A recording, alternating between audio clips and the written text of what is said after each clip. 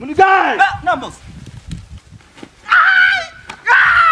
Ndio mimi nakuamini hapa unatoka unasema dada yangu.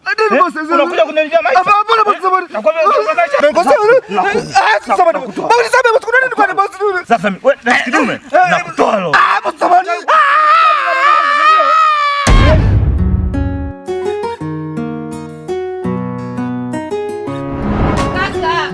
Siwezi dada. Mara ngapi nilikuwa naelekeza kuhusu swala la Grace lakini hamnielewi. Dada mapenzi ni hisia, kwa nini lakini? Kaka tafadhali. Weka kisu chini tuongee kaka. Kaka tafadhali. Usifikirie mwenyewe, fikiria na sisi kaka. Nakuomba kaka. Usifanye hivyo. Hapana mdogo wangu. Kaka. Hapana. Hapana mwanangu acha. Mwanangu acha. Acha mwanangu acha. Wewe ndo bingwa wa mapenzi. Au unajiona ni Shalkan? Unanumiza kaka. Grace nani yako? Nakuuliza Grace nani yako? Grace ni mpenzi wangu. Unasemaje? Mpenzi? Nakupa onyo. Sasa hii ni trailer. Ukiendelea picha kamili itakuja. Niache.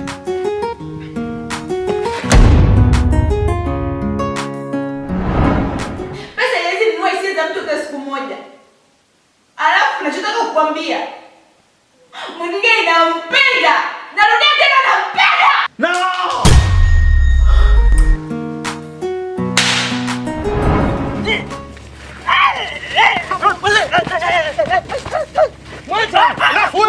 Mimi nataka nimuonyeshe huyu leo. Mungu apende. Amenihangaisha sana huyu. Wasema tulieni.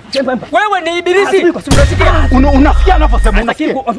Tatoa meno yote hayo. Bwana Kihonga, kile kitendo cha kutembea na mapanga, kutembea na rungu ilikuwa ni kinyume namba moja kwanza na sheria za nchi, kwa maana ulikuwa unatembea na zile silaha, ulikuwa unataka kwenda kumwangamiza Bwana Katamiti.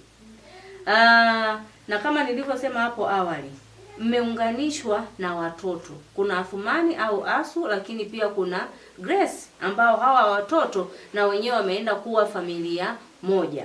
Kwa hiyo naendelea kuwashauri kwamba hizi chuki binafsi ambazo zilikuwepo kwa sababu ya Maria ziendelee kuisha kwa sababu ya uwepo wa Grace pamoja na Athumani ambao nao wameanzisha familia. Kwa hiyo Bwana Katamiti na Bwana Kihonga mnatakiwa muungane wote kwa pamoja kuwaombea heri na fanaka kwa ajili ya familia ya Bwana Grace na Athumani. Mnasemaje?